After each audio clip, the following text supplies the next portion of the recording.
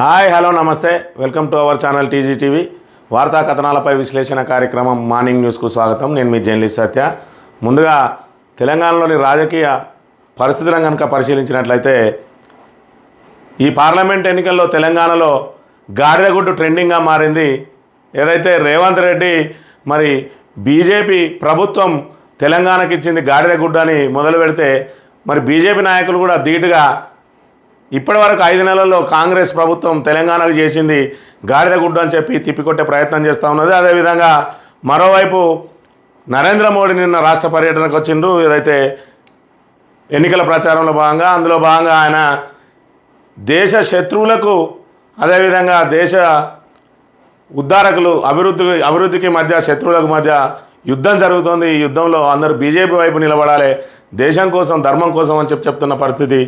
మరోవైపు కేసీఆర్ బీఆర్ఎస్ అగ్రనేత కేసీఆర్ ఏదైతే 5 నెలల కింద చెతికిల పడి ఇంకా బీఆర్ఎస్ కేల్కతం అని చెప్పి సంబరపడ్డారో సంకలు గుద్దుకున్నారో కాంగ్రెస్ నాయకులు, వాళ్ళకు ధీటుగా ఈరోజు బస్సు యాత్రలతోటి ఆయన బీఆర్ఎస్ స్వరూపాన్నే మార్చేసిండు. ఈరోజు తెలంగాణలో నెంబర్ 1 పార్టీగా తిరిగి అవతరించబోతూ ఉన్నది బీఆర్ఎస్ పార్టీ.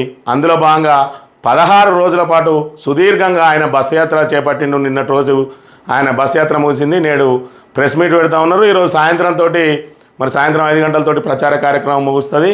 ఇంకా పోల్ మేనేజ్మెంట్ మీద ఎవరి పనుల్లో వాళ్ళు సాయంత్రం నుంచి నిమగ్నమై ఉంటారు. ఇది స్థూలంగా తెలంగాణలో రాజకీయ పరిస్థితులు. ఇక వార్తా కథనాలను కనుక పరిశీలించినట్లయితే తెలంగాణ దినపత్రిక హేములాడకు మోడీ రూపాయి ఇయ్యలే, 35 ఎకరాలు ఇచ్చి ఆలయాన్ని అభివృద్ధి చేశాం, మోదీ గోదావరిని ఎత్తుకపోతానంటుండు. చేనేతలపై బీజేపీ జీఎస్టీ వేసింది, సిరిసిల్ల జిల్లాను తొలగిస్తామంటున్నారు, నాకు బలమిస్తే సిరిసిల్ల కోసం కొట్లాడతా. చేనేతల ఆత్మహత్యలు చూసి కన్నీళ్లు పెట్టుకున్న నేతన్నలను కాంగ్రెస్లు నిరోధులు అమ్ముకోమంటున్నారు. బీజేపీకి ఓటేస్తే లీటర్ పెట్రోల్ 400 అవుతుంది.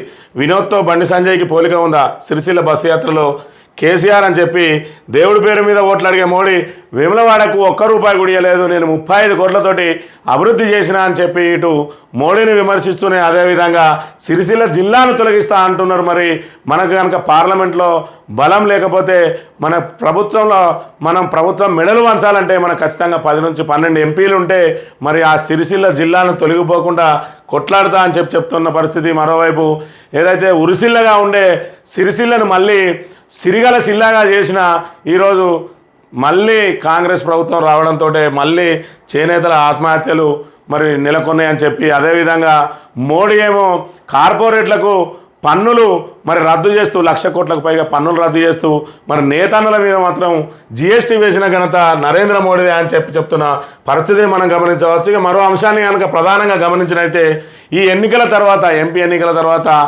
ఏర్పడబోయే ప్రభుత్వం అయితే బీజేపీ ఆధ్వర్యంలోని ఎన్డీఏ ప్రభుత్వం లేదంటే కాంగ్రెస్ ఆధ్వర్యంలోని ఇండియా కూటమి ఈ రెండిట్లో ఏది గెలిచినా కూడా హైదరాబాద్కు మరి కేంద్ర పాలిత ప్రాంతం చేయడానికి కుట్రలు జరుగుతున్నట్టుగా మరి కేటీఆర్ ఇప్పటికే పదే చెప్తా ఉన్నారు. నిన్నటి రోజున మల్లికార్జున ఖర్గే ఏదైతే మాట్లాడిండో దాన్ని బట్టి వాళ్ళు ఖచ్చితంగా మరి హైదరాబాద్ మీద కన్నేసినట్టుగా మనం గమనించవచ్చు. ఇంత అచిర కాలంలోనే తెలంగాణ మరి అట్టడుగున ఉన్న తెలంగాణ ఈరోజు దేశంలోనే నెంబర్ 1గా పోటీ పడుతూ ఉన్నది, అభివృద్ధిలో పోటీ పడుతూ ఉన్నది. గత 10 ఏళ్లలో బీఆర్ఎస్ అనూహ్యంగా మరి ఇక్కడ తెలంగాణను అభివృద్ధి చేసింది. ఈరోజు మరి ఉత్తరాది నేతల కన్ను అదేవిధంగా జాతీయ పార్టీల కన్ను ఇక్కడ హైదరాబాద్ మీద పడ్డట్టు మనం గమనించవచ్చు. ఏదైతే నిన్నటి రోజున మల్లికార్జున ఖర్గే మరి భారతదేశానికి హైదరాబాదును 2వ రాజధానిగా చేస్తే నాకు హ్యాపీ అని చెప్పడం జరిగింది. దాంతో మరి ఏదైతే 2 జాతీయ పార్టీలు కూడా హైదరాబాద్ మీద కన్నేసి కేంద్రపాలిత ప్రాంతం చేయాలని ప్రయత్నం చేస్తున్నట్టుగా ఉన్నాయి. ఇక్కడ కాంగ్రెస్ ఎంపీలు ఎంతమంది గెలిచినా బీజేపీ ఎంపీలు ఎంతమంది గెలిచినా కూడా మరి వాళ్ళు ఇటు కాంగ్రెస్ సిద్ధంగానే ఉన్నది, అటు బీజేపీ సిద్ధంగానే ఉన్నాయి. కాబట్టి ఇక్కడ బీఆర్ఎస్ కనుక మరి రికార్డు స్థాయిలో ఎంపీలను కనుక గెలుచుకున్నట్టయితే ఖచ్చితంగా హైదరాబాద్ను ఎగరేసుకపోవడానికి వాళ్ళు ప్రయత్నం చేస్తూ ఉన్నారు. దేశానికి 2వ రాజధానిగా చేసి దీన్ని కేంద్రపాలిత ప్రాంతంగా చేసి తెలంగాణకు హైదరాబాద్ మీద హక్కులు లేకుండా తెలంగాణకు హైదరాబాద్ ఆదాయం మీద హక్కు లేకుండా చేయడానికి కుట్రలు జరుగుతూ ఉన్నాయి.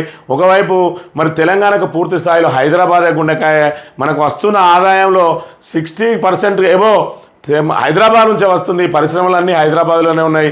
తెలంగాణకు సంబంధించి మరి హైదరాబాద్ని కనుక కోల్పోతే పూర్తి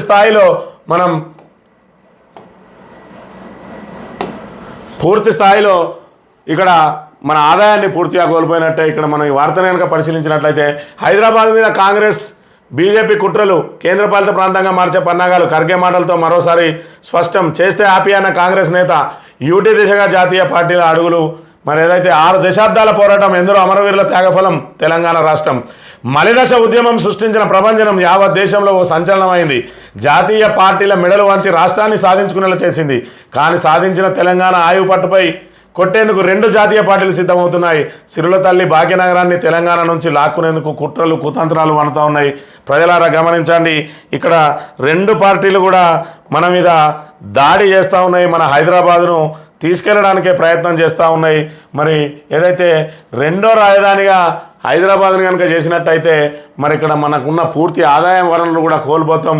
ఈ ఇద్దరు నేతలు కూడా ఖచ్చితంగా హైదరాబాదును యూటీ చేయడానికే ప్రయత్నం చేస్తూ ఉన్నారు. ఒకవైపు మరి ఇక్కడ నరేంద్ర మోడీ ఆ దిశగా అడుగులు వేస్తూ ఉన్నారంటే చేయండి, నాకు కూడా హ్యాపీ అని సాక్షాత్తు కాంగ్రెస్ జాతీయ అధ్యక్షుడు పేర్కొన్నాడంటే ఇంకా మనల్ని కాపాడేది ఎవరు అనేది ప్రజలందరూ అర్థం చేసుకోవాలి. ఇక్కడ ప్రజలకు హైదరాబాద్ మీద మరి కింది స్థాయి ప్రజలకు అర్థం కాకపోవచ్చు, కానీ మరి ఈరోజు హైదరాబాద్ అనేది కనుక లేకపోతే తెలంగాణ శూన్యం.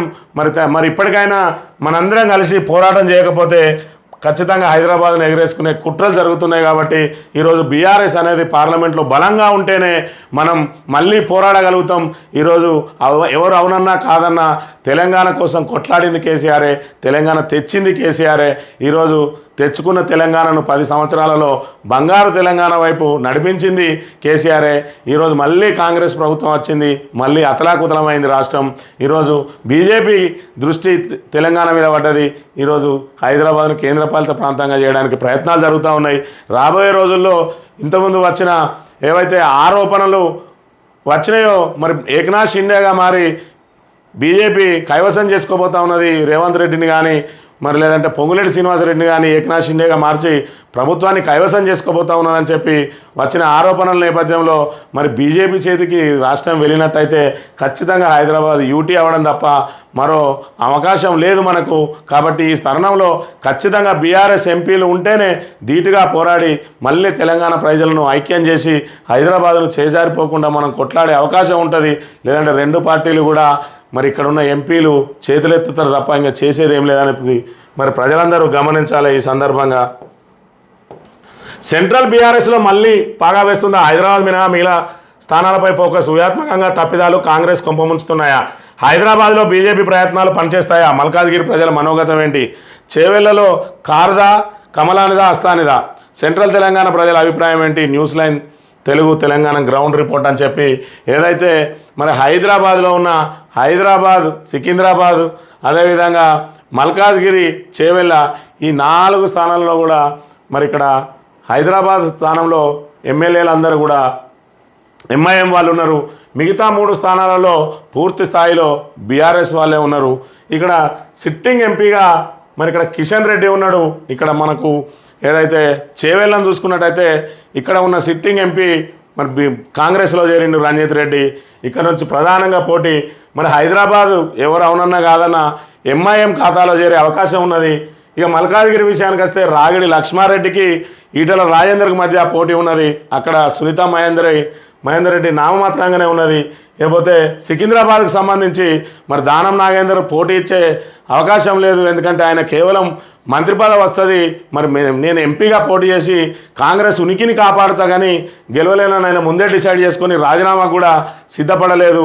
ఈ తరుణంలో ఇక్కడ కిషన్ రెడ్డికి అదేవిధంగా అక్కడ ఉన్న అభ్యర్థికి మాత్రమే ఇక్కడ పోటీ జరుగుతున్నది. పద్మారావు గౌడు ఆయన కూడా స్థానిక ఎమ్మెల్యే, స్థానికుడు పట్టున్న వ్యక్తి, బీసీ వ్యక్తి కాబట్టి వాళ్ళిద్దరి మధ్య తీవ్ర పోటీ జరుగుతూ ఉన్నది. ఇక మరోవైపు చేవెళ్ళలో ఇక్కడ రంజిత్ రెడ్డి అనేది సిట్టింగ్ ఎంపీ బీఆర్ఎస్ నుంచి కాంగ్రెస్ కోరడంతో ఆయన మసకబారింది. ఆయన ఏదైతే ఇక్కడ కొండా విశ్వేశ్వర్ రెడ్డికును బీసీ అభ్యర్థి ఇక్కడ కాసాని జ్ఞానేశ్వర్ మధ్యనే తీవ్రంగా పోటీ ఉన్నది. హైదరాబాద్లో హేమలతను మరి ఇస్తే ధీటుగా పోటీ పడుతున్నప్పటికీ మరి ఖచ్చితంగా ఇక్కడ ఎంఐఎంఏ గెలిచే ఛాన్స్ ఉన్నాయి కాబట్టి ఈ 3 స్థానాలలో బీజేపీ వర్సెస్ బీఆర్ఎస్ ఉన్నది. ఇందులో 3-2 బీఆర్ఎస్ గెలుచుకునే అవకాశం ఉన్నది, 1 బీజేపీ గెలుచుకునే అవకాశం ఉన్నదని చెప్పి ఇక్కడ గ్రౌండ్ రిపోర్ట్ వచ్చింది తెలంగాణ న్యూస్ లైన్. అదేవిధంగా నిన్నటి రోజున కరీంనగర్లో హరీష్ రావు బీఆర్ఎస్ అభ్యర్థి వినోద్ కుమార్కు మద్దతుగా ప్రచారం నిర్వహించిండ్రు. వినోద్ అన్న గెలిస్తే వికాసం, కాంగ్రెస్ బీజేపీ గెలిస్తే విధ్వంసం. బీజేపీ కార్మిక కర్షక వ్యతిరేక పార్టీ 700 మంది రైతుల ఉసురు పోసుకుంది. రాహుల్ సభ అట్టర్ ఫ్లాప్, 30,000 కుర్చీలకు 3,000 మంది రాలే. ఉస్నాబాద్ ప్రచారంలో హరీష్ రావు అని చెప్పి ఏదైతే మరి వినోద్ కుమార్ గెలిస్తే వికాసం, కాంగ్రెస్ బీజేపీ గెలిస్తే విధ్వంసం అని చెప్పి చెప్తున్న పరిస్థితి. ఇక్కడ నుంచి సిట్టింగ్ ఎంపీగా మరి బండి సంజయ్ ఉన్నారు, ఆయన బీసీ అభ్యర్థి. కానీ ఆయనకు మరి ఏదైతే రాజకీయాల మీద ఉన్న ఆసక్తి అభివృద్ధి మీద లేదు. కరీంనగర్లో ఇప్పటివరకు ఆయన చేసిన అభివృద్ధి శూన్యం కాబట్టి ప్రజలందరూ కూడా వినోద్ వైపే మొగ్గుతున్న పరిస్థితి మనం గమనించవచ్చు. మరోవైపు అక్కడ ఉన్న ఎంపీ అభ్యర్థి, కాంగ్రెస్ ఎంపీ అభ్యర్థి ఆయన డమ్మిగా మొదటి నుంచి ప్రచారం అయింది. ఆయన డమ్మిగానే ఉన్నాడు, ఆయన 3వ స్థానానికే పరిమితం అవుతాడు. ఖచ్చితంగా వినోద్ కుమార్ వైపే గెలుపు అవకాశాలు ఉన్నట్టుగా మనం ఇక్కడ గమనించవచ్చు. ఎక్సైజ్ పాలసీ కేసు కట్టుకథ, జాతీయ మీడియాతో కేటీఆర్. నిన్నటి రోజున ఎక్సైజ్ కేసుకు సంబంధించి ఈడీ ఏదైతే కేసు నమోదు చేసిందో అందులో మరి సుప్రీంకోర్టు కేజ్రీవాల్కు మధ్యంతర బెయిల్నిచ్చింది. ఏదైతే ప్రచార కార్యక్రమంలో భాగంగా జూన్ 1వ తారీఖు వరకు బెయిల్ ఇచ్చి 2వ తేదీన తిరిగి లొంగిపోవాలని ఆదేశాలు ఇచ్చింది. అదేవిధంగా కవితకు సంబంధించి మాత్రం బెయిల్ దాని మీద విచారణను 24వ తేదీకి వాదనలను 24వ తేదీకి వాయిదా వేసిన పరిస్థితి మనం గమనించవచ్చు. మరోవైపు ఎక్సైజ్ పాలసీ ఆ కేసు ఏదైతే ఉన్నదో అదొక పెద్ద కట్టుకథ అని కేవలం ప్రతిపక్షాలను ఇబ్బందులు పెట్టడానికి, అదేవిధంగా వాళ్ళను అణచివేయడానికి మరి ఈడీని వాడుకుంటున్నది కేంద్ర ప్రభుత్వం అని చెప్తున్న పరిస్థితిని మనం గమనించవచ్చు. ఈరోజు కేసీఆర్ ప్రెస్ మీట్ పెట్టబోతున్నాడు, దానికి సంబంధించిన వార్తలు మనం గమనించవచ్చు. మరోవైపు ఏదైతే మరి బీఆర్ఎస్ సోషల్ మీడియా ఇన్ఛార్జ్ ఉన్నారో మరి క్రిషాంక్ను ఆయన నకిలీ సర్క్యులర్ను పోస్ట్ చేసిందని చెప్పి ఆయన మీద తప్పుడు కేసు పెట్టి మరి జైల్లోకి పంపించిన విషయంగా ఆయన నిన్నటి రోజున బెయిల్పై విడుదలైండు. ఏదైతే గత సంవత్సరం మరి చీఫ్ వార్డెన్ విడుదల చేసిన సర్క్యులర్ను మార్ఫింగ్ చేసిందని చెప్పి మరి ఈయన ఒరిజినల్ సర్క్యులర్ను పోస్ట్ చేసిన అని చెప్పి ఒక పోస్ట్ చేసిండు. రేవంత్ రెడ్డి మరి గత సంవత్సరం కూడా సేమ్ ఇలాగే ఇచ్చిందని చెప్పి ఏదైతే ఓయూలో కరెంటు లేదు, ఓయూలో కరెంటు కొరత ఉంది, నీటి కొరత ఉన్నది, దాని కారణంగా మేము సెలవులు ఇస్తున్నాం మే 1వ తారీఖు నుంచి అని చెప్పడంతో దాని మీద తీవ్ర దుమారం రేగింది. దాంతో మన రేవంత్ రెడ్డి గత ప్రభుత్వం విడుదల చేసిన సర్క్యులర్ అని చెప్పి ఒక సర్క్యులర్ను రిలీజ్ చేస్తే అది మార్ఫింగ్ సర్క్యులర్ అని చెప్పి నేనే ఒరిజినల్ సర్క్యులర్ పెడుతున్నా అని చెప్పి కిషాంక్ ఒక సర్క్యులర్ పెట్టడం జరిగింది. ఎంతోపాటు ఓయూ స్టూడెంట్ ఒక అతను ఆ సర్క్యులర్ పెట్టడం జరిగింది. దాంతో ఈయన మీద చీఫ్ వార్డెన్ మరి కేసు ఏదైతే పిటిషన్ ఇచ్చిండో దాన్ని ఆసరా చేసుకొని నన్ను జైలుకు పంపించడం జరిగింది. దీని మీద కేటీఆర్ ఇప్పటికైనా నేను విచారణకు సిద్ధం, ఖచ్చితంగా రేవంత్ రెడ్డి పోస్ట్ చేసిందే నకిలీ సర్క్యులర్, దానికి కాకపోతే నేను నిరూపించకపోతే నన్ను జైల్లో వేయండి అని చెప్పి సవాల్ చేసిన దాని మీద రేవంత్ రెడ్డి ఇప్పటివరకు స్పందించిన పరిస్థితిని మనం గమనించవచ్చు. ఇక కేటీఆర్ మీద మొన్న భయంసాల ఏదైతే దాడి చేసిండ్రో అల్లరి మూకలు హిందువుల పేరుతోటి జై శ్రీరామ్ అంటూ దాడులు చేసిరో అందులో మరి కేటీఆర్పై దాడి కేసులో అరెస్టులు 23 మందిని అదుపులోకి తీసుకున్న పోలీసులు అని చెప్పి ఆయన మీద ఆకతాయిలు చేసిన దాడిని మరి ఇక్కడ పోలీసులు అందులో పాల్గొన్న వారి మీద కేసులు నమోదు చేసిండ్రు 23 మంది మీద అని చెప్పి ప్రధానంగా ప్రచురించింది తెలంగాణ పత్రిక. నమస్తే తెలంగాణ విషయానికి వస్తే నమస్తే తెలంగాణలో ప్రధానంగా తొండి మాట పోరాడాలి, తెలంగాణ బాగుపడాలి అని చెప్పి ఒక ప్రధానమైన యాడ్నిచ్చింది మరి బీఆర్ఎస్ పార్టీ.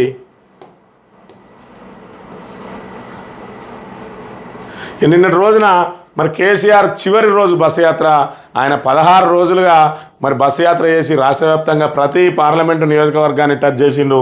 అందులో భాగంగా ఇక్కడ ఎక్కడికి వెళ్ళినా జనం నీరాజనం పలికిండ్రు. ఇక్కడ కేసీఆర్కు మరి అద్భుతమైన స్పందన లభించింది. ఒక్క సీటు గెలుస్తారా అని చెప్పి సవాల్ చేసిన రేవంత్ రెడ్డి ఈరోజు మరి బీఆర్ఎస్కు వస్తున్న ఆదరణను చూసి తప్పనిసరి పరిస్థితుల్లో దేవుళ్ళ మీద ఒట్లేసుకుంటా నా హామీలను నమ్మండి అని చెప్పి మరి దేవుళ్ళ కనబడ్డ దేవుని మీదల్లా ఒట్టేసుకుంటూ వచ్చినప్పటికి కూడా ఇప్పటివరకు కాంగ్రెస్ గ్రాఫ్ పెరిగినట్టుగా లేదు, రోజు రోజుకు తగ్గుతున్నది తప్ప పెరిగే అవకాశం లేదు. మరోవైపు రైతులకు సంబంధించి ఇప్పటికే ఇబ్బందులు పడుతున్న తరుణంలో మొన్నటి రోజున అకాల వర్షాలకు తడిసిన ధాన్యాన్ని మరి కొంటామని చెప్పి కేవలం ప్రకటనలకే పరిమితమైన ధాన్యం కొనుగోలు సెంటర్లో మాత్రం వారిని ముట్టుకోవడం లేదని చెప్పి రైతులందరూ కూడా రోడ్లు ఎక్కుతున్న పరిస్థితిని మనం గమనించవచ్చు. దాంతో రైతుల నుంచి తెలంగాణ ప్రజల నుంచి మరి బీఆర్ఎస్కు విశేష స్పందన లభిస్తూ ఉన్నది. బీఆర్ఎస్ అనేది ఉంటేనే తెలంగాణ మనుగడలో ఉంటుంది, లేదంటే తెలంగాణ అభివృద్ధి మరి పూర్తిగా సత్యనాశనం అయిపోతుందని చెప్పి కూడా ప్రజలందరూ అభిప్రాయపడుతున్న పరిస్థితిని మనం ఇక్కడ గమనించవచ్చు.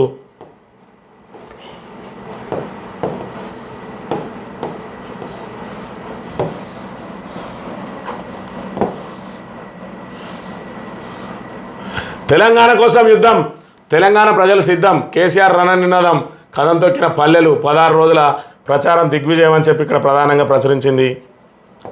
పేదల విరోధి బీజేపీ ఎజెండాలో ఉన్న శ్రీమంతులు పెట్టుబడిదారులే, కార్పొరేట్లకు 1,00,000 కోట్ల ట్యాక్స్ మాఫీ చేసిన మోదీ 1,00,000 మంది బతికే చేనేతపై జీఎస్టీ, గోదావరి నీళ్ళను ఎత్తుకుపోతానని మోదీ అంటున్నాడు. ఇక్కడ ఉన్న కాంగ్రెస్ సర్కార్ వాళ్ళు నోరు మెదపడం లేదు.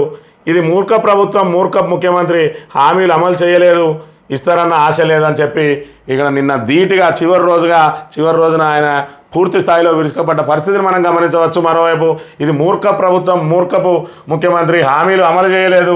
మరోవైపు గోదావరి నీళ్లను ఎత్తుకపోతా అన్నాడు. గోదావరి నదిని మరి కావేరి నదికి అనుసంధానం చేసి తమిళనాడుకు నీళ్లు తరలిస్తా అన్నా కూడా మరి ఇక్కడ పట్టించుకునే పరిస్థితి లేదు, మరి దాని మీద పోరాటం చేసే పరిస్థితి లేదు కాంగ్రెస్ ప్రభుత్వానికి అని చెప్తున్న పరిస్థితిని మనం ఇక్కడ గమనించవచ్చు. సాక్షి దినపత్రిక విషయానికి వస్తే సాక్షిలో కూడా ప్రధానంగా అదే యాడ్ వేసిండ్రు.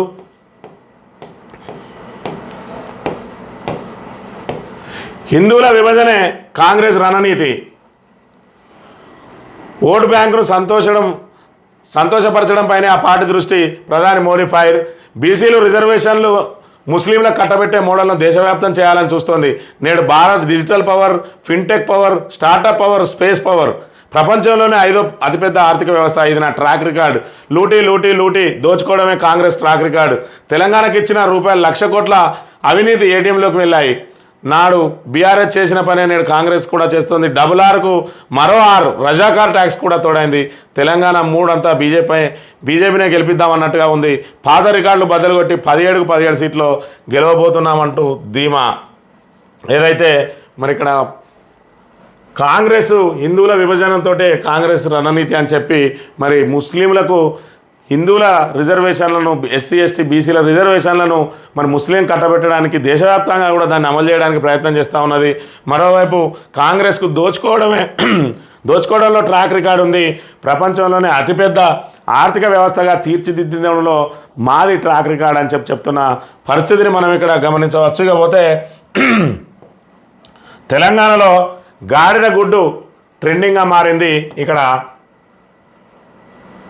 ఏదైతే రేవంత్ రెడ్డి మరి గాడిద గుడ్డుకు సంబంధించిన ఆ ఫోటోను పట్టుకొని ప్రచార కార్యక్రమంలో పాల్గొన్నాడో, బీజేపీ కూడా అదే గాడిద గుడ్డుతోటి తిప్పికొట్టాలనే ప్రయత్నంలో ఉన్నది. అందులో భాగంగా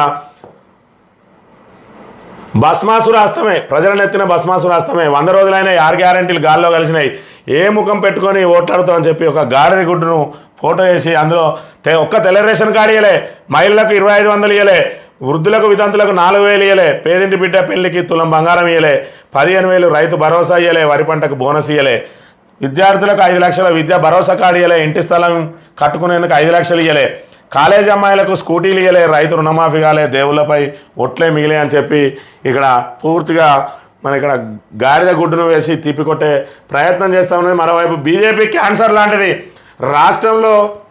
రాష్ట్రంలోనికి దాన్ని ఎంతమాత్రం అనుమతించకూడదు. భావోద్వేగాలను రెచ్చగొట్టే పార్టీకి తెలంగాణలో చోట్లేదు. రాజ్యాంగ మార్పు, రిజర్వేషన్లకు కోతే బీజేపీ ఎజెండా, ఆ పార్టీని నిర్వహించే శక్తి ఒక కాంగ్రెస్కే ఉంది. మీడియా ప్రెస్లో సీఎం రేవంత్ రెడ్డి వ్యాఖ్యలు అని చెప్పి ఏదైతే బీజేపీ క్యాన్సర్ లాంటిదని రాష్ట్రంలో దాన్ని ఎంతమాత్రం అనుమతించకూడదని చెప్తున్న పరిస్థితి మరి రేవంత్ రెడ్డిది. మరోవైపు ఈయననే మరి ఇక్కడ బీజేపీని ఇక్కడ తీసుకొచ్చే ప్రయత్నం చేస్తూ ఉన్నాడు, బీజేపీ ప్రభుత్వాన్ని ఏర్పాటు చేసే ప్రయత్నం చేస్తూ ఉన్నాడనేమో ప్రతిపక్షాలు ఆరోపిస్తుంటే ఈయన బీజేపీ క్యాన్సర్ లాంటిదని చెప్తున్న పరిస్థితి. మరోవైపు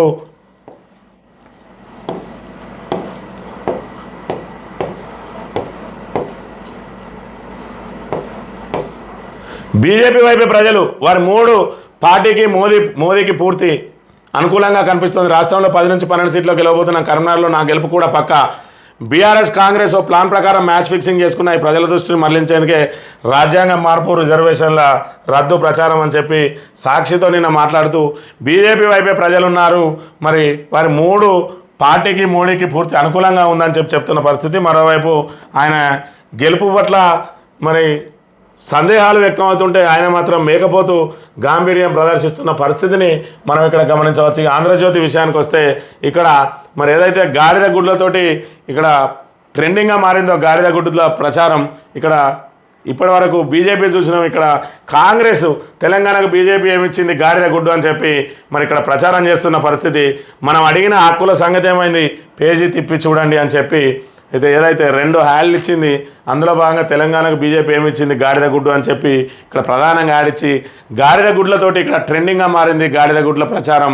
ఇటు కాంగ్రెస్ అటు బీజేపీలు కూడా మరి నీ ప్రభుత్వం గాడిద గుడ్డు అంటే నీ ప్రభుత్వం గాడిద గుడ్డు అని చెప్పి ఒకరిపై ఒకరు పోరాటం చేస్తుంటే బీఆర్ఎస్ మాత్రం చాప కింద నీరులాజ్ వచ్చి ఈరోజు ప్రభంజనంలా మారింది.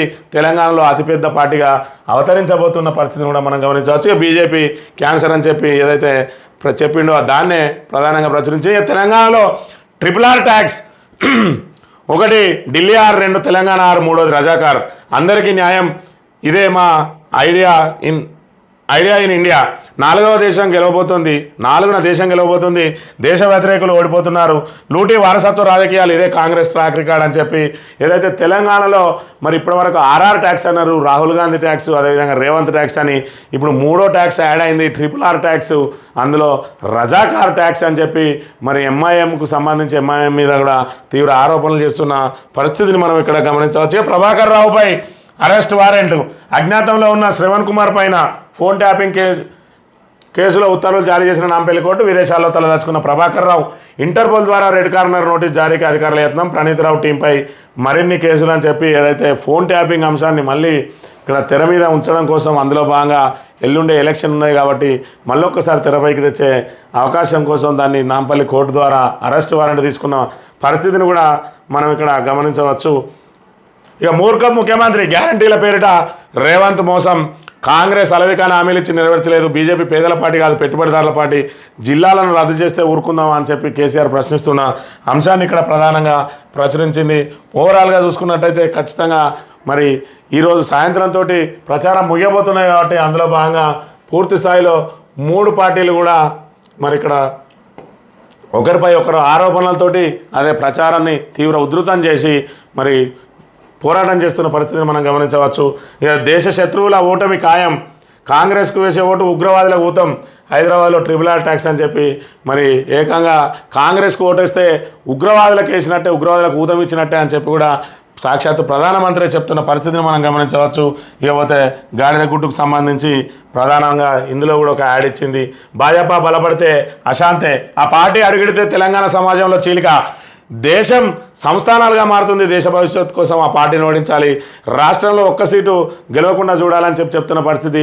మరి రేవంత్ రెడ్డి ఏదైతే 6 గ్యారంటీలు ఇచ్చిండో ఆ 6 గ్యారంటీలకు సంతకాలు పెట్టి ఏదైతే ఇచ్చిండో ఈరోజు రేవంత్ రెడ్డి మళ్ళీ నేను బీజేపీలో చేరబోను అని చెప్పి కూడా ఒక గ్యారంటీ కార్డు ఇవ్వాలి. ఎందుకంటే తెలంగాణ ప్రజలందరికీ కూడా అపోహ ఉన్నది రేవంత్ రెడ్డి మరి ఎన్నికల తర్వాత ఏదైతే కేంద్రంలో బీజేపీ ప్రభుత్వం ఏర్పడితే ఖచ్చితంగా కూడా ఈయన బీజేపీలోకి మరి ఎమ్మెల్యేలను తీసుకుపోయి బీజేపీ ద్వారా ప్రభుత్వాన్ని ఏర్పాటు చేస్తారు. ఎందుకంటే ఆయన మీద ఉన్న కేసులను మాఫీ చేయించుకోవడానికి, కేంద్రం నుంచి రక్షణ పొందడానికి, అదేవిధంగా ఈడీ సిబిఐల నుంచి తప్పించుకోవడానికి అలా చేరుతా అని చెప్పి ఏదైతే మరి ప్రచారం జరుగుతున్నదో ఈరోజే చివరి రోజు మరి ప్రచారం 5 గంటల వరకే ఉన్నాయి కాబట్టి ఖచ్చితంగా రేవంత్ రెడ్డి బాండ్ పేపర్ రాసిచ్చి ప్రజలకు మరి చూపెడితే తప్ప ఈయనను మరి బీజేపీలోకి ఈయన ఏకనాథ్ షిండే కాదు అని చెప్పి నమ్మే పరిస్థితి లేదు. మరి ఈ విషయం రేవంత్ రెడ్డి కూడా ఒకసారి ఆలోచించుకోవాలని చెప్పి ఈ సందర్భంగా విజ్ఞప్తి చేస్తూ ఉన్నాం.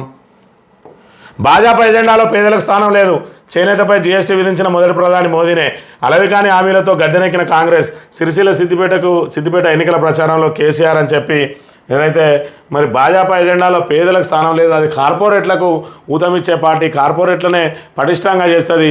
ఏదైతే రైతులకు మరి ఇచ్చిన రుణాల మీదనేమో బ్యాంకులు కత్తి కడతాయి, మరోవైపు కార్పొరేట్లు లక్షల కోట్లు ఎగేస్తున్నా కూడా వాళ్ళకు రుణాలను మాఫీ చేస్తున్న పరిస్థితి. దాంతో ఖచ్చితంగా భాజపా ఎజెండాలో పేదలకు స్థానమే లేదని చెప్తున్న పరిస్థితిని మనం ఇక్కడ గమనించవచ్చు. స్థానిక వార్తల విషయానికి వస్తే సంజయ్కి వినోద్కు పోలిక, బండి సంజయ్కి వినోద్కి ఏమైనా పోలిక ఉన్నదా? సంజయ్ మాట్లాడితే మనకేమైనా అర్థమవుతుందా? ఆయన మాట్లాడేది ఏం భాష? అది హిందా, ఇంగ్లీషా, తెలుగా?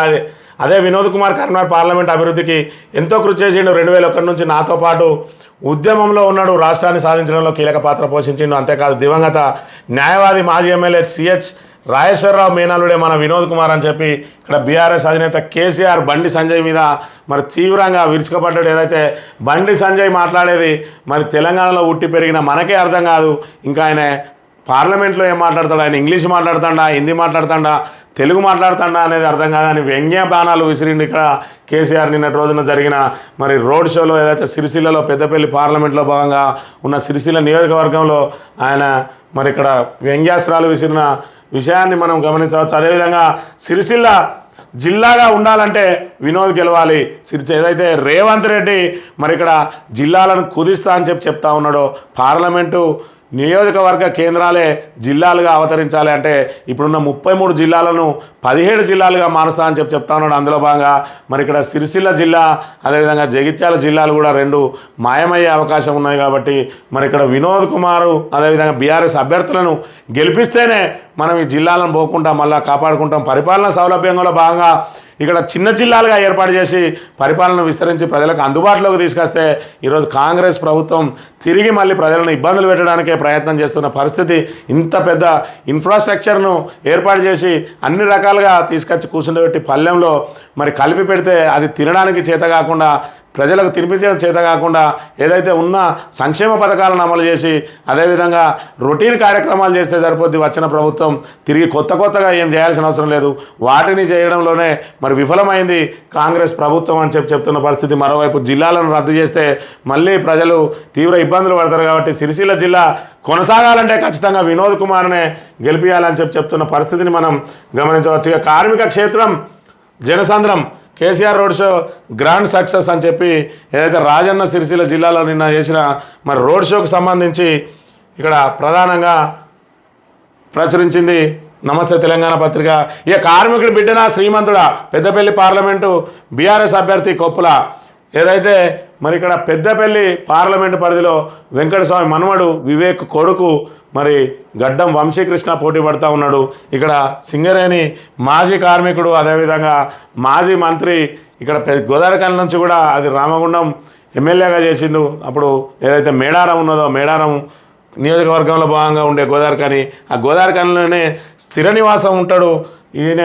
మరి ఇక్కడ నుంచి ఇక్కడ కార్మికునికి అదేవిధంగా భూగర్భ కార్మికునికి ఆగర్భ శ్రీమంతునికి మధ్య పోటీ అనే విషయాన్ని ఇక్కడ ప్రజల్లోకి మరి విజయవంతంగా తీసుకెళ్ళగలిగిండ్రు. ప్రజల మనసులో మరి ముద్ర వేసుకున్నారు. మరోవైపు మరి ఏదైతే కొప్పుల ఈశ్వర్ ప్రధానంగా రాష్ట్రంలో గెలవబోయే మొట్టమొదటి సీట్ ఏదంటే పెద్దపల్లి సీటే అని చెప్పి ఇక్కడ సర్వేలన్నీ ఘోషిస్తున్న పరిస్థితి. మరోవైపు ప్రజలతోటి మమేకమై ఉన్న వ్యక్తి, స్థానికుడు, అదేవిధంగా నిత్యం ప్రజలకు అందుబాటులో ఉంటాడు, వివాదరహితుడు, సౌమ్యుడు. దాంతో ప్రజలందరూ కూడా నీరాజనం పలుకుతున్న పరిస్థితిని మనం ఇక్కడ గమనించవచ్చు. ప్రజల అవసరాలను గుర్తించింది కేసీఆరే. నిన్నటి రోజున మంతనిలో ఏర్పాటు చేసిన కార్నర్ మీటింగ్లో మరి ఈయన ప్రజల అవసరాలను గుర్తించింది కేసీఆర్ అని చెప్పి ప్రచారం చేసి అందులో భాగంగా మరి తనకు మద్దతు పలకాలని చెప్తున్న పరిస్థితి మనం గమనించవచ్చు. బీఆర్ఎస్ పాలనలో రాష్ట్ర ప్రజల అవసరాలను గుర్తించింది కేసీఆర్ అని పెద్దపల్లి పార్లమెంటు బీఆర్ఎస్ అభ్యర్థి కొప్పులేశ్వర్ అన్నారు. పట్టణంలోని గాంధీ చౌక్లో జెడ్పీ చైర్మన్ పుట్ట మధుకర్ ఆధ్వర్యంలో శుక్రవారం ఏర్పాటు చేసిన కార్నర్ మీటింగ్లో మరి ఎంపీ అభ్యర్థి కొప్పులేశ్వర్ మాట్లాడారు. ఈ సందర్భంగా బీఆర్ఎస్ పాలనలో అన్ని వర్గాల సంక్షేమానికి ప్రాధాన్యం ఇచ్చారని తెలిపారు. ప్రతి పల్లెను ప్రగతి బాటలో నడిపించడానికి ఆలోచించిందన్నారు. అదేవిధంగా ప్రశ్నించే గొంతుకకు అవకాశం ఇవ్వాలని చెప్పి జెడ్పీ చైర్మన్ పుట్ట మధుకర్ ప్రజలను కోరిన పరిస్థితి. ఏదైతే పెద్దపల్లి పార్లమెంటు పరిధిలో మరి 7 నియోజకవర్గాలు ఉన్నాయో ఆ 7ంటికి 7 కూడా మరి ఇక్కడ కాంగ్రెసే కైవసం చేసుకున్నది. ఇక్కడ ప్రతిపక్షం అనేది లేకుండా పోయింది. ఇక్కడ పెద్దపల్లి జిల్లాలో కానీ అదేవిధంగా మంచిర్యాల జిల్లాలో కానీ మరి ఇక్కడ మనం బీఆర్ఎస్ అభ్యర్థిని కనుక గెలిపించినట్లు అయ్యి మనందరికీ మరి వెన్నుదాన్నుగా ఉంటాడు, ప్రశ్నించే మనిషి ఉంటాడు, ప్రశ్నించే గొంతుగా ఉంటుంది. మన సమస్యలను పార్లమెంట్లో సైతం మరి ఇక్కడ గొంతెత్తడానికి మనం ఖచ్చితంగా ఇక్కడ కొప్పులేశ్వర్ని గెలిపించుకోవాలని చెప్తున్న పరిస్థితి. మరోవైపు గెలుపు లాంఛనమే అయినప్పటికీ భారీ మెజార్టీ కోసం ప్రయత్నం చేస్తూ ఉన్నారు బీఆర్ఎస్ నాయకులు. అందులో భాగంగా తీవ్రంగా శ్రమిస్తూ ఉన్నారు. ఏదైతే ప్రచార కార్యక్రమంలో మరి వృద్ధుల నుంచి మొదలు నుంచి యువకుల వరకు కూడా ప్రతి ఒక్కరు ప్రచార కార్యక్రమంలో మునిగి తేలుతున్న పరిస్థితి మనం గమనించవచ్చు. ఇక్కడ ఖచ్చితంగా మరి ఏదైతే వంశపారంపర్యంగా వస్తూ మరి పెద్దపల్లి సీటు మా సొంతం అన్నట్టుగా స్థానికేతరుడైన ఎంపీ వివేక్, మాజీ ఎంపీ వివేక్ ఆయన తనయుడిని తీసుకొచ్చి మళ్ళీ మూడో తరం నాయకుడిని ఇక్కడ తీసుకొచ్చి పెట్టడంతో మరి ప్రజలందరూ కూడా విముఖత వ్యక్తం చేస్తూ ఉన్నారు. ఇప్పటికే మరి మూడు స్థానాల్లో కూడా ఏదైతే మాదిగలకు అవకాశం ఇవ్వలేదు, ఆ 3 స్థానాలలో ఒక్క స్థానం కూడా అవకాశం ఇవ్వలేదు. మరోవైపు ఇక్కడ ఉన్న ఏదైతే పెద్దపల్లి పార్లమెంటు పరిధిలో ఎంపీతో కలిపి మరి 4 ఎస్సీ రిజర్వ్డ్ స్థానాలు ఉంటే అందులో 3 ఎస్సీ రిజర్వ్డ్ స్థానాలు కూడా మరి ఇక్కడ వెంకటస్వామి కుటుంబం నుంచే ఉన్నారు. అక్కడ బెల్లంపల్లి నుంచి వినోద్ ఉన్నాడు, చెన్నూరు నుంచి వివేక్ ఉన్నాడు, ఇక్కడ పెద్దపల్లి పార్లమెంట్ అభ్యర్థిగా గడ్డం వంశీకృష్ణ ఉన్నాడు, కేవలం ధర్మపురి నుంచి మాత్రమే అడ్డూరు లక్ష్మణ్ కుమార్ ఉన్నాడు. ఈ నేపథ్యంలో మరి 4 స్థానాలలో 3 మీరే పాగా వేసి స్థానికేతరులైన మీరు మా మీద ఆధిపత్యం చెలాయిస్తున్నారని చెప్పి ఇక్కడ ఉన్న ఎస్సీలందరూ కూడా గురుగా ఉన్నారు. మరోవైపు మాదిగలు రాష్ట్ర వ్యాప్తంగా కూడా కాంగ్రెస్ అభ్యర్థులను ఓడించాలని తీర్మానించుకున్న నేపథ్యంలో ఇన్ని ప్రతికూలతల మధ్య ఇక్కడ వివేక్ వెంకటస్వామి కొడుకు మరి వంశీకృష్ణ బయటపడడం చాలా కష్టంగా మారింది. అందులో భాగంగానే ప్రధానంగా తెలంగాణలో మొట్టమొదటి సీటు పెద్దపల్లి అని చెప్తున్న పరిస్థితుల్లో మనం గమనించవచ్చు. ఇది ఈరోజు మార్నింగ్ న్యూస్. తిరిగి రేపు వెళ్తాం. Thank you very much.